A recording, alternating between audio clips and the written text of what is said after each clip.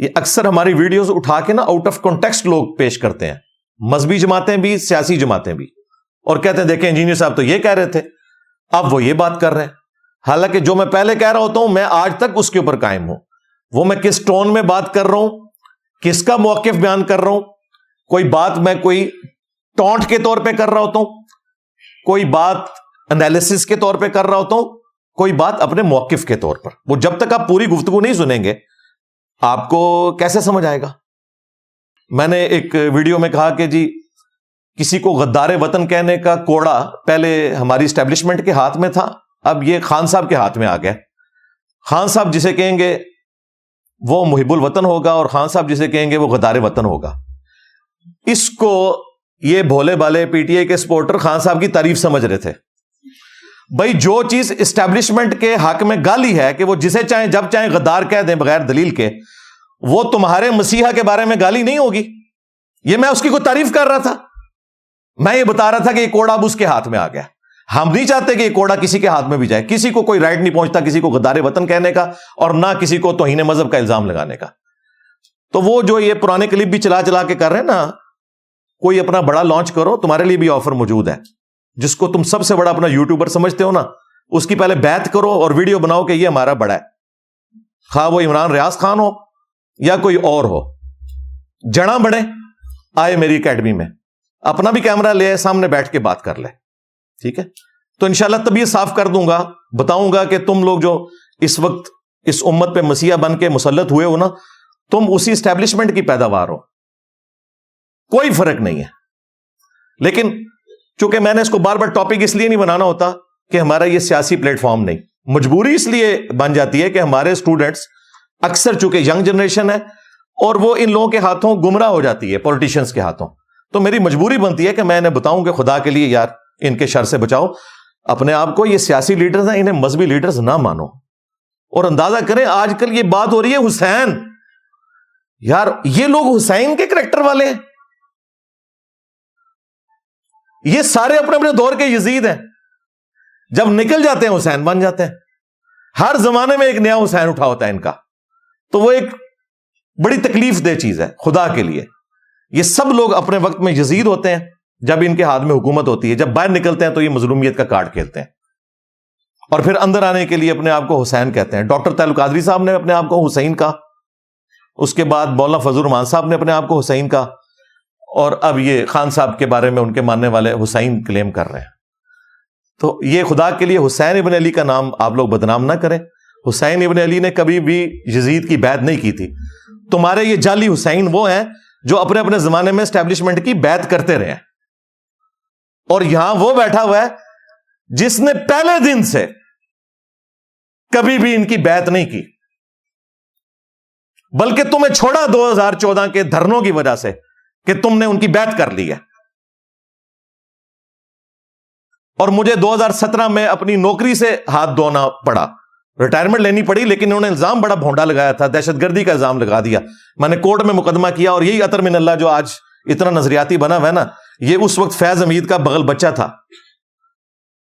اس وقت یہ لوگ یزید تھے. اس وقت حسین اگر کوئی تھا نا تو جسٹس شوکت صدیقی صاحب تھے. آج یہ 6 جج لکھ رہے ہیں کہ جی جسٹس صاحب نے جو الزامات لگائے تھے وہ بالکل درست ہے. تو انہوں اتنے سال بعد پتا لگا درست ہے. اس ٹائم تو تسی یزید سو. ان کو کوئی حق نہیں پہنچتا حسین اور یزید کی بات کرنے کا. سب یزیدی ہیں یہ. تو یہ ہے دلیری، اللہ کا شکر ہے. اور پھر مجھے باتیں کرتے ہیں کہ جی یہ جو ہے وہ پیسے پکڑ لیتا ہے.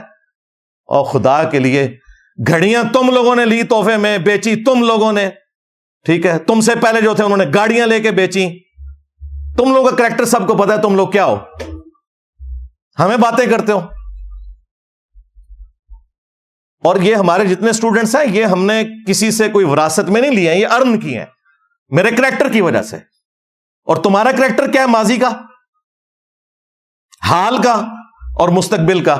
وہ انشاءاللہ پتہ چل جائے گا. مستقبل بھی انشاءاللہ قریب ہی ہے ان سب کا انشاءاللہ تعالی. اور اس قسم کی ایک جھوٹی کمپین چلانا ایک شخص کے بارے میں اور اس طرح کے جھوٹے الزامات لگانا، اور جب میں جس صحافی کو فون کر رہا ہوں جی علی بھائی معذرت معافی، یہ حالت ہے ان کی. پھر میں نے سوچا ان کا بڑا بھی یہی کرتا ہے تقریر میں آ کے دھمکیاں لگاتا ہے, اور جب میٹنگ میں بیٹھتا ہے انہیں اسٹیبلشمنٹ کے قدموں میں گرتا ہے کہ جی مجھے دوبارہ لے آؤ. تو میں نے کہا بالکل ٹھیک ہے, اپنے بڑے کی پیڑھی چڑھے ہوئے ہو تم لوگ. اور یہ اللہ کی سنت ہے کہ جو شخص دو رخی اختیار کرتا ہے اللہ تعالیٰ اسے مرنے سے پہلے ایکسپوز ضرور کرتا ہے. اور دیکھیں کس طرح اپنی سٹیٹمنٹس میں یہ سارے کے سارے ایکسپوز ہوتے جا رہے ہیں. رہی میری سٹیٹمنٹ, میں آج تک اپنی ہر سٹیٹمنٹ کے اوپر قائم ہوں الحمدللہ, پورے کانٹیکسٹ کے ساتھ قائم ہوں. جو بات میں اس وقت کرتا تھا آج بھی وہی کرتا ہوں. ہاں مستقبل میں بھی جس کے اوپر توہین مذہب کا الزام لگے گا, اور یار قادیانی جن کو میں کافر سمجھتا ہوں نا, ان کی پرسیکیوشن جب ہوتی ہے نا تو میں ان کے حق میں کھڑا ہوتا ہوں. اس کا یہ مطلب نہیں ہوتا کہ میں قادیانیوں کے عقیدے کے ساتھ ایگری کرتا ہوں. خان صاحب کے اوپر توہین مذہب کا الزام لگایا مولویوں نے, میں کھڑا ہوتا رہا, اس کا یہ مطلب نہیں کہ میں اس کی سیاست سے ایگری کرتا ہوں. فوج کے خلاف کمپین چلی باہر کے ملکوں میں, اور ہمارے نوجوانوں کو ورگلایا گیا ایز اے ادارہ فوج کے خلاف. تو میں نے اگر کوئی سٹیٹمنٹ دیا, اس کا یہ مطلب نہیں کہ میں فوج کے پالیٹکس میں لچ فرائی کرنے کو درست سمجھتا ہوں. میں اس وقت بھی غلط سمجھتا تھا جب تم لوگوں نے RTS بٹھا کے 2018 میں ایک مہاتما ہمارے اوپر مسلط کر دیا, اور آج یہ فارم 47 کا جو عذاب مسلط ہوا ہے ہمارے اوپر. میں تو دونوں کو عذاب سمجھتا ہوں, اور میں اپنے اسٹوڈنٹس کو وارن کر رہا ہوں, ان میں سے کسی منحوس شخص کے لیے حسین کا لفظ استعمال کر کے اپنی آخرت برباد نہیں کرنی. آپ میں سے کتنے لوگ ہیں جو PTI کے سپورٹر ہیں؟ ایمانداری سے ہاتھ کھڑا کریں, یہ کیمرے میں دکھا دیں. آپ میری اس بات سے ایگری کرتے ہیں کہ ان کے اوپر حسین کا ورڈ نہیں بولا جانا چاہیے؟ بالکل. رے جن کو یہ یزید کہہ رہے ہیں انہوں نے تو انہیں پیدا کیا ہے, ہمیں کون کہہ سکتا ہے؟ ہم تو ان کے ڈسے ہوئے ہیں, آج تک ڈسے ہوئے ہیں. ابھی بھی 12 FIRs ہیں میرے اوپر, اور ہمیں یہ باتیں کرتے ہیں. تم لوگ ان سے چندے لے لے کے, اور جس طریقے سے تم سب لوگوں کے پول کھل چکے ہیں, تو میں ابھی بھی بدعا نہیں ان کے لیے کرتا. میں یہ کہتا ہوں کہ اللہ تعالیٰ ان کو ہدایت دے. ہاں, اور اللہ تعالیٰ جو جیل میں ہے نا, انہیں جیل میں اگر انہوں نے کوئی سبق سیکھا ہے نا, تو باہر نکل کے نا کوئی انسانوں والی زندگی گزارے. ہاں, اور جو باہر بیٹھے ہوئے ہیں نا اور بدماشی کر رہے ہیں, انہیں ڈرنا چاہیے کل کو ان کی بھی باری لگ جائے گی اندر جانے کی. ہم تو ہمیشہ حق کے ساتھ کھڑے ہوں گے, چاہے وہ ہمارے مخالفین کے حق میں جاتی ہو, چاہے ہمارے اپنے لوگوں کے حق میں جاتی ہو. ہم نے ہمیشہ حق کے لیے کھڑے ہونا ہے, یہی ہمیں قرآن نے درس دیا. یہ ایک بائی چانس ایک کیفیت طاری ہوگی, حالانکہ یہ میں نے ورنہ اس کو میں نے ٹاپک بنانا ہوتا تو میں اس کو اسپیشل ٹاپک بناتا, لیکن وہ ایک کیفیت طاری ہوگی. تو واپس آ جائے اس طرف. ایک مٹھی بھر جماعت ہے صحابہ کی, اور وہ اتنے کانفیڈنٹ ہیں, انہوں نے نہ صرف عرب کے ان مرتدین کے اوپر غلبہ پایا, بلکہ چند سالوں میں رومنز اور پرشینز کو بھی الٹ دیا. یہ غلبہ اگر رسول اللہ کی زندگی میں ہوتا نا, تو کوئی کہہ سکتا تھا کہ نبی علیہ السلام ایک گڈ واریر تھے. حضور کی وفات کے بعد ان کے ماننے والوں میں ہزاروں لوگ حضور کو چھوڑ جائیں, اس کے باوجود ایک مختصر جماعت عرب کے ان تمام فتنوں پہ قبضہ پائے ود ان 3 اور 4 ایئرس, زیادہ نہیں لگا, اور دونوں سپر پاورز کو الٹ دے. یہ اس بات کی دلیل ہے جو قرآن میں اللہ نے وعدہ کیا تھا, هو الذی ارسل رسولہ بالہدی ودین الحق لیظہرہ علی الدین کلہ. وہی اللہ ہے جس نے اپنے نبی کو قرآن الہدا اور دین حق کے ساتھ بھیجا تاکہ سب ادیان پہ غالب کر دے. یہ نبی علیہ السلام کے ساتھ غیر معمولی ایک اللہ کی مدد تھی کہ آپ کی وفات کے بعد غلبہ ہوا ہے. اگر زندگی میں ہوتا نا تو ہم کہہ سکتے تھے کہ یہ آپ کی مینجمنٹ تھی, یہ اللہ کی ایک غیبی تائید تھی. کوئی بھی درخت اپنے پھل سے پہچانا جاتا ہے. ہمارے تمام سٹوڈنٹس ان کے پیچھے نماز پڑھتے ہیں, چندے ان کو دیتے ہیں, سارے فرقوں کو, بریلوی دیوبندی اہل حدیث شیعہ. نہ ہم نے کوئی مسجد بنائی, نہ کوئی چندہ بک, نہ کوئی مدرسہ. ہم اسی سسٹم کے حصے دار ہیں جو انہوں نے بنایا ہے, اور ہم انہیں سپورٹ کرتے ہیں, صرف ان سے علمی اختلاف کرتے ہیں. یہ کیا کرتے ہیں؟ یہ کہتے ہیں کہ یہ یہود و نصارہ کا ایجنٹ ہے, اسے ایجنسیوں نے لانچ کیا ہے, ایجنسیاں اسے فنڈنگ کرتی ہیں. کوئی شخص ایسا پلیٹ فارم پروڈیوس کرے کہ جس پہ ہزاروں لوگ آ کے اپنی لائف سٹوری سنا رہے ہوں کہ ہم کچھ عرصہ پہلے یہ تھے, یہ ہو گئے, وہ صرف ہمارا پلیٹ فارم ہے. اس ماڈرن دور کے اندر جب لوگ ریلیجن کو سیریس نہیں لے رہے اور لوگ اپنی لائف سٹوری سنا رہے ہیں, اور بڑے کٹر لوگ جو اپنے فرقوں میں, اپنی گدیوں میں تصوف کے ساتھ اٹیچ تھے, ایک ایک کر کے ان سے ٹوٹے. ان میں سے 95% زیادہ لوگ کہتے ہیں ہمیں انجینئر صاحب کا تعارف نیگیٹو ہوا تھا. ہماری اس دعوت کو بوسٹ دینے میں سب سے زیادہ کردار جو ہے نا وہ علماء کا ہے جنہوں نے میرے خلاف جمعے پڑھائے، میرے خلاف تقریریں ریکارڈ کی، کبھی میرے اوپر توہین مذہب کا الزام لگایا، کبھی مجھے قادیانی کہا. اب جب لوگ آتے ہیں یوٹیوب کے اوپر اور وہ مجھے سرچ کرتے ہیں، وہ کہتے ہیں تو بات ٹھیک کر رہا ہے. پھر مجھے بتائیں جو میرپور میں آگ لگائی، وہ تو لگ رہا تھا کہ جیسے انہوں نے فلسطین فتح کر لیا. اب ہونا تو یہ چاہیے تھا کہ اس کا پورا روٹ کاز انالیسس کر کے نا ان لوگوں کو بھی پکڑا جاتا ہے جن سے موٹیویٹ ہو کے انہوں نے آگ لگائی. وہ تو پاکستانیوں کی نوکری گئی نا.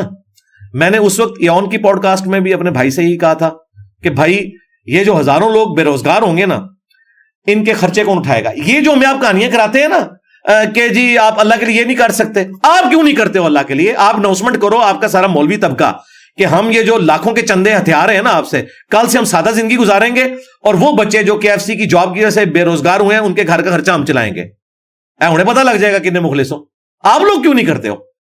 فرانس میں بیٹھ کے پوسٹ لگا رہے ہیں کہ فرانس کی پروڈکٹس کا بائیکاٹ کریں. میں آپ کو جنرلی بتا رہا ہوں، جب یہ TLP والوں نے فرانس کے خلاف یہ سب کچھ شروع کیا نا کارٹونز کے اوپر، تو فرانس سے پوسٹیں لگ رہی تھی. تو میں نے اس وقت بھی کہا تھا اللہ کے بندو سب سے پہلے تو واپس آنا ہے. فلسطین کے حوالے سے ہمارا موقف ہے کہ اسرائیل نے جو کچھ کیا یہ وہی کچھ کیا جو ہٹلر نے ان کے ساتھ کیا تھا. اس سے بڑی گالی میں اسرائیل کو نہیں دے سکتا. یہ وہ گالی ہے جو ان کی قبر میں بھی ان کے ساتھ جائے گی کہ جو کچھ ہولوکاسٹ میں تمہارے ساتھ ہٹلر نے کیا نا، اس وقت ہٹلر کی جگہ تم آ گئے ہو اور مسلمانوں کو تم نے جو ہے وہ ان یہودیوں کی جگہ کر دیا ہے جن کے لیے 100 فیکٹریاں بنائی گئی اور انہیں ظلمن قتل کیا گیا. ہم ہٹلر کو بھی کنڈیم کرتے ہیں. ہٹلر کی لیگیسی اس وقت اسرائیل لے کے چل رہا ہے، اور ان مظلوم یہودیوں کی لیگیسی مظلوم فلسطینی لے کے چل رہا ہے. اس سے بڑی میں کوئی گالی اسرائیل کو نہیں دے سکتا. یہ ایک ایتھیکل گالی ہے جو کنٹرول ورڈز میں نے دے دی. میں کہتا ہوں آج اگر 1000 ہمارے کوئی جنگجو ہوں جن کے ہاتھ میں تلوار ہو، سامنے سے ایک کلین شیو یہودی ایک جو ہے وہ آٹومیٹک گن لے کے آ جائے تو یہ کیا کریں گے؟ یہ فرق ہے. اس وقت ایئر سٹرائک نے مسلم دنیا کو اتنا پیچھے چھوڑ دیا کہ ہم اس وقت ان کا مقابلہ نہیں کر سکتے. زمینی جنگ پہ کر سکتے ہیں، ایئر سٹرائک میں نہیں کر سکتے. آج دنیا سے ایئر سٹرائکس ختم کر دیں، پاکستانی فوج سب سے بہترین فوج ہے لڑنے کے لیے. طالبان کیوں کامیاب ہوئے ہیں؟ ان کے پاس تورا بورا تھا، چھپے رہے ہیں. کارپیٹ بمنگ ہوتی تھی، بہت جانوں کا نقصان ہوا ہے. لوگ کہتے ہیں طالبان جیتے ہیں، طالبان نہیں جیتے. امریکہ ہارا ہے، طالبان نہیں جیتے. ہارا ہے کہ بھی اکانومی کا وہ بوجھ نہیں اٹھا سکے، چلے گئے. آج وہ آگے بیٹھ جائیں، یہ بیچارے پھر چلے جائیں گے غاروں کے اندر. کیوں؟ یہ نہیں ان کا مقابلہ کر سکتے، ان کے پاس ایئر سٹرائک نہیں ہے. وہ اوپر سے آگے بمنگ کر کے B-52 اور یہ جب ہم باتیں کرتے ہیں نا تو پھر یہ جو موٹیویشنل اسپیکر یہ کہتے ہیں کہ ہمارے بچوں کو بزدل بنا رہا ہے. بزدل نہیں بنا رہا بھائی، میں سائنس کا اسٹوڈنٹ بھی ہوں، میں انجینئر بھی ہوں، میں نے میکینیکل انجینئرنگ کی ہوئی ہے، اور میں 15 سال اس ادارے سے وابستہ رہا ہوں جو پاکستان کا میزائل سسٹم سارا ادھر سے ہے. تو مجھے تو پتہ ہے گراؤنڈ ریئلٹیز کیا ہیں. اسلامک ڈیموکریسی جسے جماعت اسلامی بھی سپورٹ کرتی ہے، مذہبی جماعت کے طور پہ سب سے آرگنائز جماعت وہی ہے. مولانا فضل الرحمان صاحب بھی اون کرتے ہیں. انہوں نے 3-4 دفعہ خود کچھ حملے اپنے اوپر کروا لیے TTP کے، صرف اس وجہ سے کہ انہیں تکلیف ہے کہ اتنی بڑی ریلیجس پرسنالٹی پاکستان کے آئین کو مانے ہوئے ہے. اس اعتبار سے اپنی ساری کمزوریوں کے باوجود میں مولانا فضل الرحمان کو پاکستان کی پالیٹکس، ایون پاکستان کی نظریاتی حدود کی حفاظت کے اعتبار سے ایسٹ مانتا ہوں. اب تو مجھے کہنے میں آر نہیں، اب تو PTI کے لیے بھی وہ ایسٹ ہے. ٹھیک ہے، پہلے وہ جس کی یوں ایسے پردہ کر کے نقلیں اتارتے تھے، آج وہ PTI کے منظور نظر ہیں. ہمیں وہ اس وقت بھی اچھے لگتے تھے، آج بھی اچھے لگتے ہیں. ہاں، ہم اصول کے اوپر کھڑے ہوئے. تو مولانا فضل الرحمان صاحب جو PTI کے اس وقت امام ہیں، تو وہ ایسٹ ہے. کم از کم انہوں نے لاکھوں لوگوں کو نان اسٹیٹ ایکٹر بننے سے روک لیا. یہ بہت بڑا ان کا کریڈٹ ہے، قومی دھارے میں رکھا ہوا ہے. TLP سے ہمارے جو اختلافات اپنی جگہ، لیکن ایٹ لیسٹ وہ اس سسٹم کا حصہ بنے. اس اعتبار سے میں ان کی تعریف کرتا ہوں کہ بجائے یہ کہ انہوں نے اسلحہ اٹھانے کے قومی دھارے میں آیا. یہی ہونا چاہیے، یہی ایک طریقہ ہے. اب رہا مسئلہ کہ یہ بار بار ہمیں کبھی ضرب عزم، کبھی رد الفساد، کبھی عزم استحکام، تو یہ تو ہماری مجبوری ہے. ہم کمبل کو چھوڑنا چاہتے ہیں، کمبل ہمیں نہیں چھوڑ رہا. ہم نے جو اتنی غلطیاں کی ہیں، اتنی جلدی تو جان نہیں چھوڑے گی، سیدھی سی بات ہے. اس کے لیے آپ کو کاؤنٹر نیریٹو لانچ کرنا پڑے گا. جو یہ ہمیں پڑھاتے ہوتے ہیں نا پاکستان کی نظریاتی حدود کی حفاظت ہم کر رہے ہیں، نظریاتی حدود کی حفاظت کوئی نہیں ہو رہی ہے، جغرافیے کی حفاظت ہو رہی ہے. ابھی تک کوئی سیریس کوشش نہیں ہوئی ہے. مجھے بتائیں وہ تمام علماء جو ان چیزوں پہ بولتے تھے، ایک ایک کر کے خود کش حملوں میں شہید کر دیے گئے. ایک بندہ بچا تھا غامدی صاحب، وہ بیچارے پوری زندگی ملیشیا گزاری اور اب وہ بیٹھے ہوئے ہیں امریکہ کے اندر. تو نظریاتی حدود کی حفاظت غامدی صاحب نے کرنی ہے, آرمی چیف نہیں کر سکتا. ایک آسما جہانگیر آپ 70 سالوں میں صرف پیدا کر سکیں, یہ ایک داڑھی پگڑی والا بندہ کہہ رہا ہے. کتنے لوگ ہیں جو سچائی کے لیے کھڑے ہوتے ہیں, کوئی دلیری دکھانے کے لیے کھڑا نہیں ہوتا. آسما جہانگیر کو سب سے زیادہ تکلیفیں کس سے اٹھانی پڑی؟ مذہبی طبقے سے, اسٹیبلشمنٹ سے. پھر آپ یہ کہتے ہیں کہ یہ لوگ آپ کی خدمت کریں اور آج آپ کا قبلہ درست ہوا ہے, تو آسما جہانگیر یا ان کی لیگیسی جو لے کے چل رہے ہیں وہ فوج کے حق میں کھڑے ہو جائیں. انہیں تو خطرہ ہے کل کو آپ کا قبلہ بدلا تو سب سے پہلے ان کو آپ شہید ہوتے ہوئے دیکھیں گے. تو اس لیے آپ نے طے کرنا ہے. ویسے میں آپ کو ابھی بتاؤں, اس وقت فوج بھری پڑی ہوئی ہے. انہوں نے واقعی ریلیجسلی یہ طے کر لیا ہے کہ اب پاکستان اس طرح نہیں چلے گا. اس کی وجہ FATF, پوری دنیا کی پالیٹکس کا چینج ہونا. یہ بھی گوروں کو کریڈٹ جاتا ہے, ان کو نہیں جاتا, گوروں کو جاتا ہے کہ انہوں نے انہیں سکھایا کہ بندے کے پتر بنو, دنیا میں اس طرح نہیں آپ رہ سکتے, ورنہ ہم یہ کر دیں گے. اگر تم نے یہ 25 کروڑ کا جو ایٹم بم رکھا ہوا ہے نا ادھر آبادی کا, ان کو ساتھ لے کے چلنا ہے نا, بھوکے نہیں مارنا, تو بھائی پھر ہماری بات بھی مانو. اور وہ ٹھیک کہہ رہے ہیں. FATF نہ ہوتا نا, میں دیکھتا یہ رد الفساد ضرب عضب کہاں سے آتا. یہ ہم نے نہیں لرن کیا. اب مجھے بتائیں, 2017 میں ہستا بستا ملک تھا, 2 بندوں نے ڈیسائیڈ کیا, چلتے ٹائر میں ڈنڈا دے دیا, ٹھیک ہے, 5 روپے کی روٹی تھی. اس وقت کی آپ ڈالر کی قیمت دیکھیں, ہستا بستا ملک انہوں نے عدلیے کے ساتھ مل کے اسٹیبلشمنٹ نے اجاڑ دیا. اب اس کی ریمیڈی کئی ڈیکیز تک نہیں ہونی, ٹھیک ہے. پھر RTS ہوا. اب فارم 45 تو سب کو نظر آ رہا ہے, RTS کسی کو نظر نہیں آ رہا, ٹھیک ہے. اب وہ اپنی جگہ چیختے ہیں, وہ کہتے ہیں یار ہم ملک کی خدمت کر رہے تھے, ہمیں ڈیفیم کر دیا, اب بچے ان کے ساتھ لگ گئے ہیں, اب ہمیں یہ کہہ رہے ہیں کہ جی اب وہ جو ہے اب ہم 0 سے سٹارٹ کر لیں. وہ ادھر نہیں مانتے, وہ آپ جا کے وہ بوٹ کو عزت دو پہ آگے ہیں, ووٹ کو عزت دو سے, اور جو سیم پیج تھے وہ ووٹ کو عزت دو بن گئے. اگر میں PTI کی پالیٹکس کو کرٹیسائز کرتا ہوں تو میں جب ان کے حق میں بات کروں گا تو بائی نیم کروں گا کہ جو 9 مئی کا ایشو ہوا اس میں جتنے لوگ جیو فینسنگ کے اندر پڑے ہوئے ہیں, آج 1 سال سے زیادہ گزر چکا ہے, اس میں کئی بے گناہ لوگ بھی ہیں, ان کے کیسز بھی نہیں لگ رہے. تو میرے بھائی آپ نے اللہ کو جواب دے ہونا ہے ان کے بارے میں. جو مجرم ہیں انہیں سزا دے. میں کہتا ہوں خان صاحب اگر مجرم ثابت ہوتے ہیں انہیں بھی سزا دے. ہم نہیں کہیں گے کہ یہ امت مسلمہ کا لیڈر ہے, ہینڈسم ہے, تو اسے چھوڑ دیں, بالکل سزا دیں. لیکن جو بیچارے عام غریب لوگ ہیں, کسی نے مور اٹھا لیا ہے, کسی نے کوئی وہاں سے کرسی اٹھا لی ہے, تو کیا اسلام میں اور پاکستان کے آئین میں اس کی سزا یہ ہے کہ وہ 1 سال تک جیل میں رہے اور کوئی وکیل اس کا مقدمہ لڑنے کے لیے تیار نہ ہو اور کوئی عدلیہ اسے ضمانت دینے کے لیے تیار نہ ہو؟